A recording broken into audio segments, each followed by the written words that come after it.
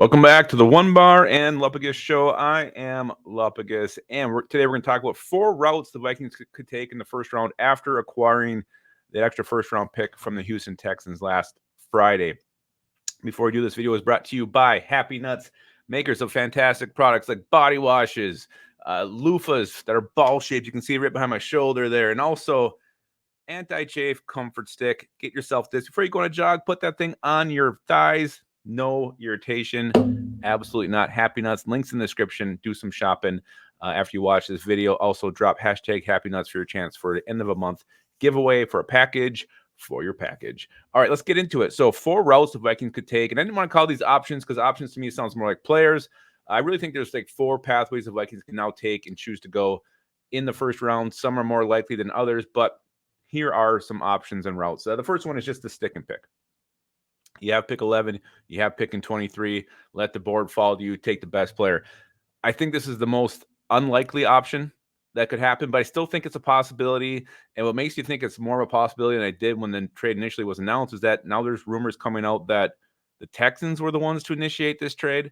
If it wasn't Kwesi masterminding this whole thing in an effort to move up, it makes me feel like him sticking and picking is more likely than I initially thought. I still don't think it's a very big chance he's going to do that.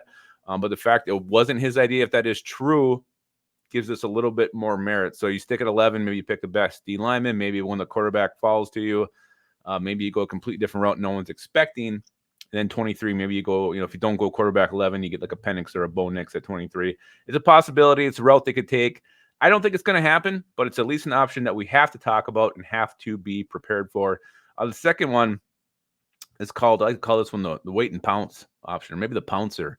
Like you're sitting in the bushes, seeing what comes to you, and then you're jumping. So this is where the Vikings sit pat. They're okay. They're comfortable watching the board develop, seeing what the Patriots do at 3, seeing, if for some reason they don't go with the quarterback and you got 2 quarterbacks available, then deciding when to go up and get your guy. Or maybe you continue to wait and just keep on chancing this thing and let the board fall. Any point you can jump up and make a trade, and maybe that's what they're going to do. Obviously, the longer you wait, the less and less compensation that trade's going to take on your end to move up and get the guy you want. So they could do a wait and see approach, the pouncer, and then just jump on the opportunity when it presents itself in the draft. It's an option. Would they do it? I don't know. I think to do that option, you really have to have like 3, 4, or even 4 quarterbacks you like. Drake May, JJ McCarthy, Bo Nix, and Michael Penix would be those options. So if the Vikings truly love those players, or even view Penix very close to McCarthy, then I think this is an option that makes more sense. If you truly have a much higher grade on McCarthy, I don't know why you risk it, but it's definitely an option and a route they could go. That's your third one. The second one I have here is moving up into the top 5. Like McCarthy or May is going to get to pick 4, and you like them both very much, and you're going to get one of them. You go to pick 4, and you get your guy. Again, Daniel Jeremiah yesterday was on his podcast, and his mock he did a trade with the Cardinals and the Vikings. He had the Vikings getting back like a 3rd round and I think a 5th, or maybe it was even a 4th. If you can get like a 3rd back and a 5th, or a 3rd and a 4th, and make this deal, hell yeah, why would you not do that? And get that extra draft capital. So now the wait's not as long anymore. You would have a day 2 pick, late on day 3, whatever. That's much better than waiting till round 4 to pick again. And it makes the whole trade make a lot more sense and is easier to swallow from a compensation standpoint. So you can get into the top 5 and acquire a 3rd round pick in the process. That's huge. And that's actually how the trade value chart works out. I think if the Vikings get a 3rd and a 4th, a 3rd and a 5th, they still end up losing the trade according to the points. Again, you have to have a trade partner who's willing to move out.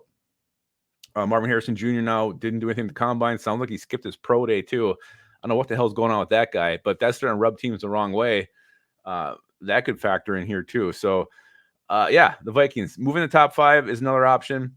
I think this is very likely to happen if they truly covet JJ McCarthy, and he is on everybody's board. The 4th quarterback gets to 4, or even the Vikings wait and try to get him at 5, move up, get your guy, and you're going to give up 11 and 23, but you might get a pick in the back end. So that's not a bad option. I think the last route the Vikings could take is the big swinger, big old swinger, move in the top 3, give up 11, 23, a 1st rounder next year. If you truly love Drake May, and it's weird, like by the hour, I kind of swing back and forth depending which one the Vikings might go for.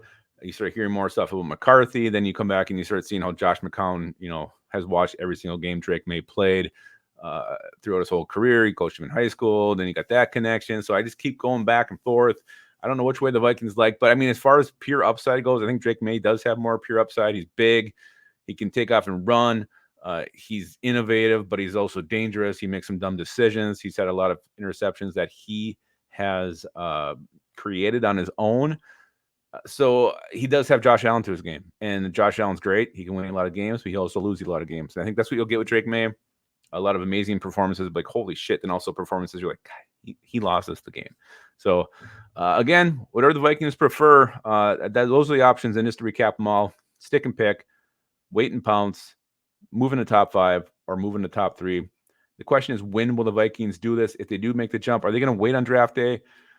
We'll see what happens. But those are the 4 routes the Vikings could go in the first round after acquiring the extra first-round pick from the Texans. Let me know in the comments if you have another route the Vikings might go. Don't forget #HappyNuts.